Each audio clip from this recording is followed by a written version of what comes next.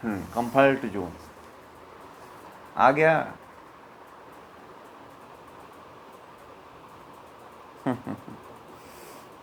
Comfort zone छोड़ नहीं रहा है। कंफर्ट का हिंदी क्या होता है? कंफर्ट का क्या होता है? कंफर्ट तो इंग्लिश शब्द है, हैं?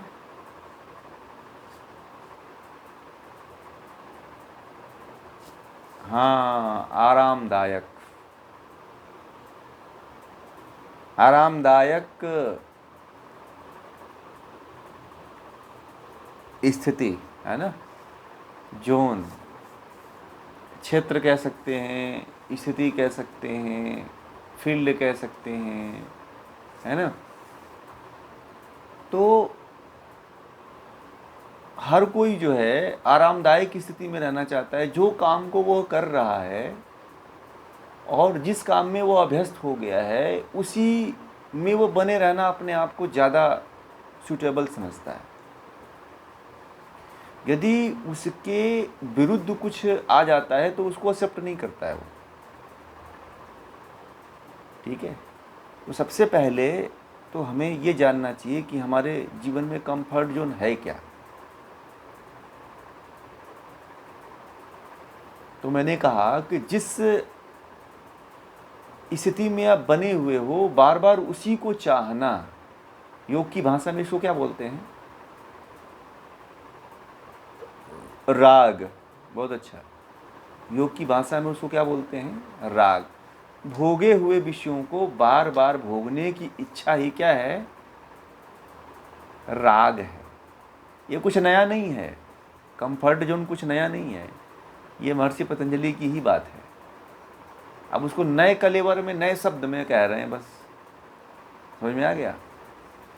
तो अधिकांशतः ये होता है, जैसे कोई टीचर है ना, तो उसके गांव में ना नौकरी लग गई है ना, तो फिर सोचता है कि अब तो इतना मज़ा है यहाँ पे कि अब यहाँ से जाना ही नहीं है। 2-4 महीने बाद, 1 साल बाद जो है ऊपर से लेटर आता है कि तुम्हारा ट्रांसफ़र दूसरे ज़िले में हो गया है।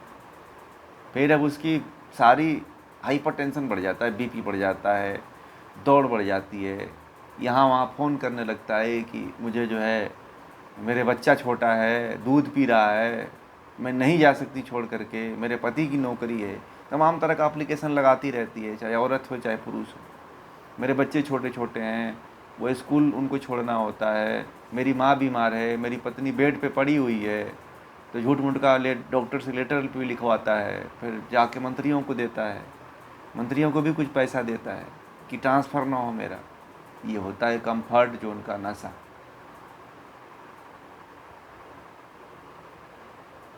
आप अपने जीवन में अभी आत्मा की तरफ नहीं बढ़ रहे हो, ये भी कंफर्ट जोन है। आप अपने जीवन में कोई साधना नहीं करना चाहते हो, कुछ सीखना नहीं चाहते हो, ये भी कंफर्ट जोन है। आप अपने आप को बदलना नहीं चाहते हो, ये भी कंफर्ट जोन है। जो बदलना चाहता है, जो बदलने के लिए तैयार है, वह कंफर्ट जोन को ख़त्म कर सकता है। जो बदलना ही नहीं चाहता है, जो अपने आप को मिटाना ही नहीं चाहता है, वही कंफर्ट जोन में पड़ा हुआ है।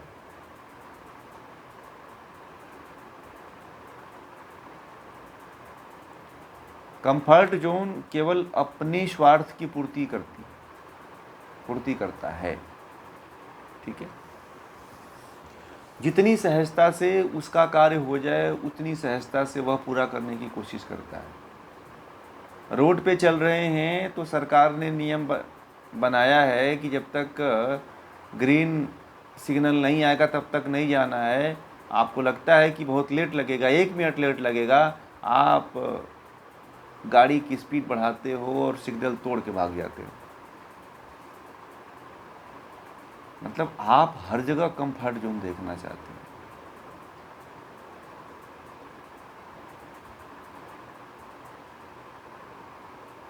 अपने कार्य की सिद्धि के लिए जो है आप कंफर्ट जोन सिद्ध करते हो। कंफर्ट जोन जहाँ पे आप जहाँ पे भी जितने भी बातें आती हैं, मैं सबका नाम नहीं ले पाऊँगा, परंतु जहाँ पे भी आपका कार्य सिद्ध होता हो और दूसरा जाए भाड़ में। ठीक है। जहाँ जहाँ पे आपको आराम मिलता हो, जहाँ जहाँ पे आपकी अकर्मण्यता बढ़ती है, वही कंफर्ट जोन है। ठीक है, कंफर्ट जोन से बाहर निकलना है तो चुनौती को लेके चलो। जहाँ पे फसल नहीं उग सकती है उस खेत का चयन करो। ठीक है, जहाँ पे आग लगी हुई है, जहाँ पे जो चंद्रमा है, चंद्रमा पे ऑक्सीजन नहीं है, तो वहाँ जाओ और वहाँ ऑक्सीजन खोजो। यही कंफर्ट जोन से निकलने का एक सबसे सरल रास्ता है। जिसमें सहजता हो, जिसमें आपको आराम लगता हो, उसको ना जियो। जिसमें आराम नहीं लगता है उसको जीना शुरू करिए। कहते हैं कि जो वह पथिक ही क्या जिसके जीवन, मैंने बोला था ना कि धारा ही प्रतिकूल न हो। ये अलग है, परंतु मैं अब अलग माध्यम से बोल रहा हूँ कि आप चल रहे हो तो आपकी विपरीत धारा हो। ठीक है, यही कंफर्ट जोन का उल्टा है। कंफर्ट जोन वाला पानी की धारा में बहता है, परंतु जो कंफर्ट जोन वाला नहीं होता है वो उल्टा बहता है।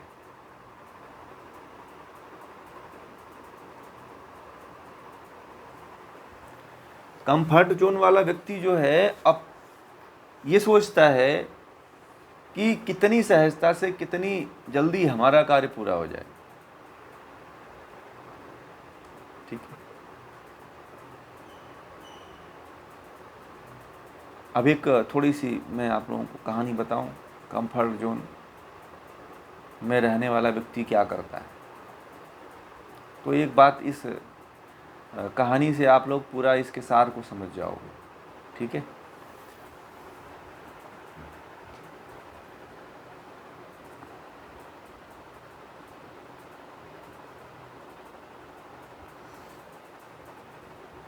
वो कहानी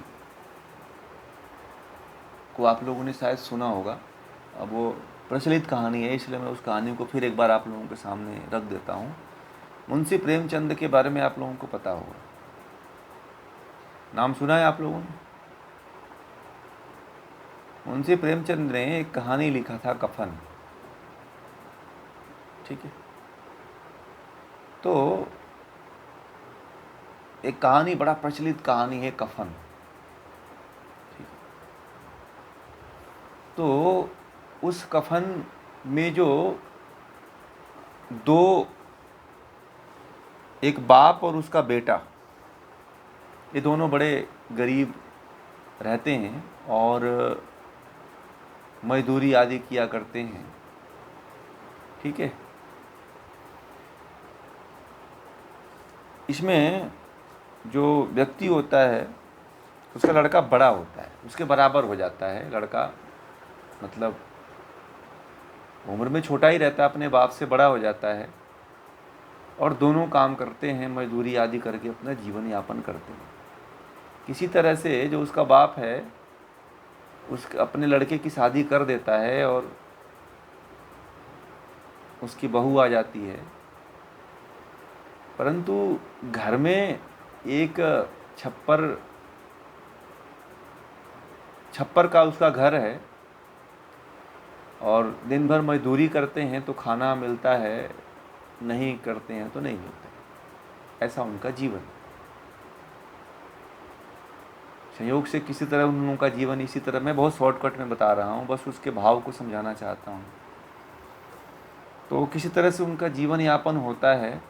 ठीक है, संयोग से क्या होता है कि जो उसकी बहू है वह प्रेग्नेंट होती है। ठीक है, ठंड का, पूस की रात होती है, ठंड का मौसम होता है और वह महिला जो है प्रसव पीड़ा में छप्पर में अकेले चिल्लाती है, कोई महिला नहीं थी, ठीक है। और दोनों जो है, ठंड का मौसम था और बाहर जो है अलाव जला रखा था उन्होंने। अलाव में जला करके वो आलू भून रहे थे उसी में, ठीक है। और अलाव जला के आलू भून करके और रात को जो पकता था तो उसे खाते ही थे। दोनों बाप बेटे दोनों ऐसे ही थे, बड़े ही आलसी थे, ठीक है। उसकी पत्नी प्रसव पीड़ा में चिल्ला रही थी, तो उसके बाप ने कहा कि जा देख ले तेरी पत्नी है, उसको क्या हुआ है। तो जानते उसका बेटा ने कहा, क्या कहा, नहीं मैं चला जाऊंगा तो मैं इस अलाव में आलू भुना हूं, तुम खा जाओगे।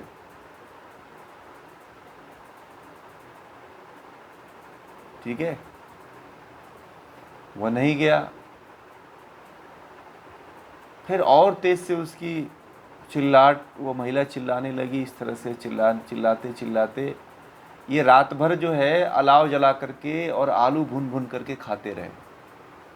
सुबह 4-6 बजता है और वह स्त्री 5 बजे के करीब में गर्भ में ही बच्चे के साथ वह स्त्री मर जाती है, ठीक है। जब मर जाती है तो उसका बाप फिर कहता है कि अरे जाके देख ले, वो रात भर चिल्लाई है, उसकी क्या स्थिति है। लड़का फिर भी नहीं जाता है, कहता है कि नहीं मुझे ठंडी लग रही है, मैं नहीं जाऊंगा। और रात भर वो आलू भून करके, कहीं काम किए थे तो रात भर जो है आलू भून करके वह खाते रहे और उसकी पत्नी चिल्लाती रही। जा कर के संयोग बस जा कर के देखे, दोनों गए और जा कर के देखे तो वो जो उसकी पत्नी थी वो मर चुकी थी, क्योंकि सही समय पे उसका ट्रीटमेंट इलाज नहीं कराए, क्योंकि ये कंफर्ट जोन में थे दोनों, ठीक है। फिर उसके बाद जो है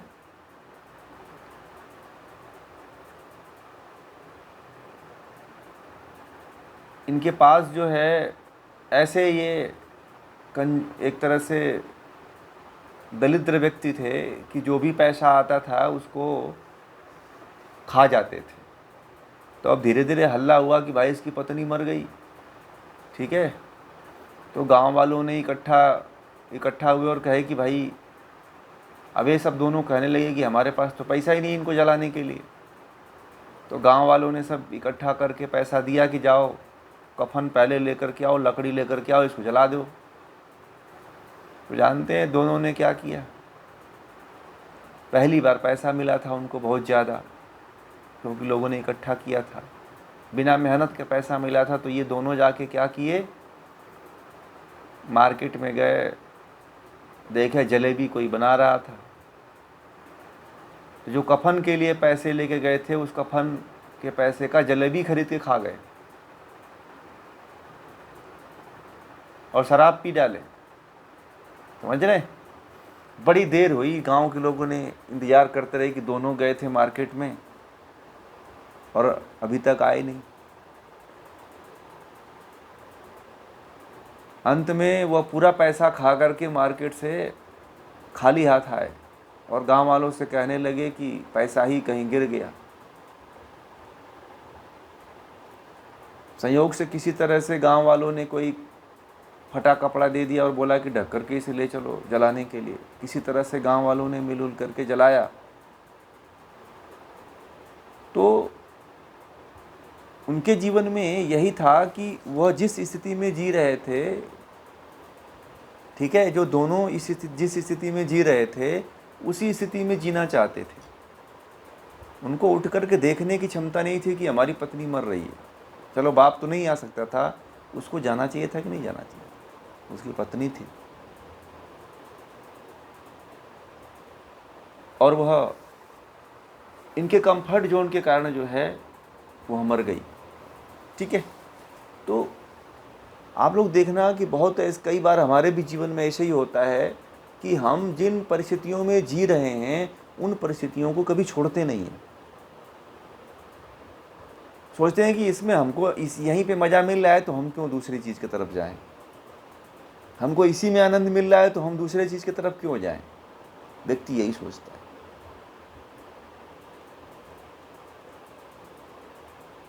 बहुत समय की बात है, एक महिला थी, वो झूला झूल रही थी, तो किसी ने बाहर से आकर के कहा कि भूकंप आने वाला है, धरती हिल रही है, भाग जाओ। वो महिला ने कहा कि नहीं, अब मैं झूला झूलूंगा, मुझे मज़ा लेने दो, तुम जाओ, तुम लोग भागना है तुम लोग भाग जाओ। वो महिला नहीं भागी, भूकंप आया और हिलाया, दीवार गिरी और उसी में दब के मर गई। तो क्षणिक कंफर्ट जोन भी है, लंबा कंफर्ट जोन भी है, और जिस कार्य को हम लोग कर रहे हैं उस कार्य को छोड़ना नहीं चाहते।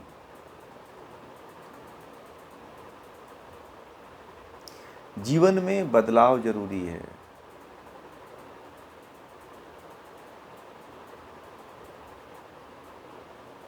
ठीक है। एक महिला सब्जी के सड़क के किनारे सब्जी बेच रही थी, तो किसी व्यक्ति ने कहा कि भाई यहाँ से सब्जी हटा ले, क्योंकि यहाँ पे गाड़ियाँ, रास्ता उधर से बहुत तेज़ी के साथ गाड़ियाँ आ रही हैं, नहीं तो तेरे ऊपर चढ़ा देंगी, तुम मान जा। बोले कि नहीं नहीं, मैं तो सालों से ऐसे काम यहाँ पे बेचते चले आ रही हूँ, मुझे कोई फ़र्क नहीं पड़ने वाला है। और वास्तव में उसके बाद महिला के साथ यही घटना घटित हुई कि एक गाड़ी आई और उसके ऊपर चढ़ा दिया, वो मर गई। इसलिए कोई कभी कुछ कहे तो उसकी बात को भी मानना चाहिए। ठीक है। कुछ लोग होते हैं तो अपनी ही जिद में जीते हैं। एक कहानी मैंने कुछ साल पहले पढ़ा था कि एक लड़का था, उसके बाप ने कहा कि बाइक चलाने मत जाओ, और उसकी बाप ने उसको चाबी भी चुरा लिया था कि इसको नहीं देंगे, बाइक चलाने जा रहा है। बाप से ज़बरदस्ती छीना और बाइक लेके चला गया, और जैसे ही जाता है 1 घंटे बाद सूचना आती है कि आपका लड़का ऑन द स्पॉट एक्सीडेंट में मर गया। तो किसी के बात को मान लेना चाहिए, क्योंकि हर समय अपने हित की बात, अपने स्वार्थ की बात नहीं करनी चाहिए। कंफर्ट जोन हमेशा नहीं देखना चाहिए, कंफर्ट जोन से निकलना चाहिए। कंफर्ट जोन जानलेवा होता है। कंफर्ट जोन जो है व्यक्ति की उन्नति नहीं करने देता है, व्यक्ति को आगे नहीं बढ़ने देता है। एक ही परिस्थिति में नहीं जीना चाहिए, दुख में, समस्या में एक ही में नहीं जीना चाहिए, उससे कुछ परे जीवन को तलाशना चाहिए। मान लीजिए कि मैं जैन साधुओं को देखता हूँ, साधुओं को देखता हूँ, वो कपड़ा लपेट करके खूब चलते हैं, जूता नहीं पहने, करे कपड़े के जूते पहन लेते भाई, कपड़े के जूता नहीं पहनेंगे, कपड़ा लपेट लेंगे, चित्थड़ लपेट, उसमें खूब गंदगी लगी रहती है। उनसे कहो कि भैया बदल लो तो बोलते नहीं, हमारे धर्म में ऐसा नहीं लिखा हुआ है, नंगे पांव चलना है, कपड़ा लपेट के जाओ बस। परिवर्तन जरूरी होता है। जो चला आ रहा है उसको बदलो भाई, क्यों नहीं बदल सकते हो आप? बदल सकते हो कि नहीं बदल सकते, बताइए। आप बदलना ही नहीं चाहते हो, हैं? आप चाहो तो बदल सकते हो, आप बदलना ही नहीं चाहते हो। कोई पुरानी परंपरा चली आ रही है तो उस परंपरा को परखो ना, देखो ना कि क्या इसमें गड़बड़ियां है। जीने के तजुर्बों को बदला जा सकता है ना।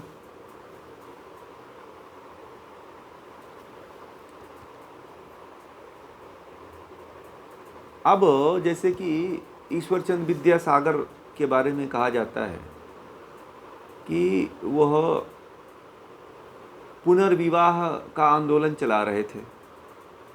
ठीक है। तो वो आंदोलन के लिए खड़े हुए कि चलो पुनर्विवाह को बंद करना है। तो उन्होंने पुनर्विवाह की प्रथा को बंद करने के लिए सबसे पहला प्रयोग अपने घर पे ही किए। ठीक है। उन्होंने अपने लड़के की शादी विधवा से ही कराया। तो जिस परंपरा को बंद करना है तो उसका सबसे पहला शुरुआत तो आपको ही करना पड़ेगा, तभी दूसरा करेगा। हम कहते हैं कि देश से जातिवाद खत्म होना चाहिए, सब लोग कहते हैं, लगभग आजकल सभी लोग कह रहे हैं, परंतु कोई जातिवाद को छोड़ना नहीं चाहता है ना। कोई कहता है कि क्षेत्रवाद खत्म होना चाहिए देश से, जातिवाद बड़ा घातक हो गया है। तो जो कह रहा है वो खुद जाति के बंधन में गिरा हुआ है, तो वो कैसे छोड़ पाएगा, नहीं सुधार कर पाएगा ना लोगों का। यह है कंफर्ट जोन, जिसमें लोग पड़े हुए हैं, वही चाहते हैं कि वही हो, कुछ नया करने के लिए आगे नहीं आ रहे। ठीक है, तो नया करने के लिए स्वयं के भीतर परिवर्तन करना पड़ेगा। ठीक है, कुछ नया करने के लिए जो है, कंफर्ट जोन से बाहर निकलने के लिए जो है परिवर्तन की जरूरत होती है। ठीक है, तो यह है कंफर्ट जोन। कंफर्ट जोन केवल बदलने की बात करता है कि इससे हटने का एक ही तरीका है कि अपने आप को बदलो। एक जगह अपने आप को अस्थायी मत बना कर रखो, चुंबक मत बनिए। उदाहरण समझिए ये कि हमें चुंबक नहीं बनना है, हैं? चुंबक क्या करता है, अपने तो चिपकता ही है, उसके अंदर चिपकने का गुण होता है, दूसरे को भी चिपका देता है। दूसरे वस्तु या पदार्थ को भी चिपका देता है। इसलिए कंफर्ट जोन क्या है, व्यक्ति के लिए घातक है, विकास में घातक है, शरीर के लिए घातक है, मन के लिए घातक है, आत्मा के लिए घातक है, परमात्मा के लिए, सबके लिए ये कंफर्ट जोन घातक है।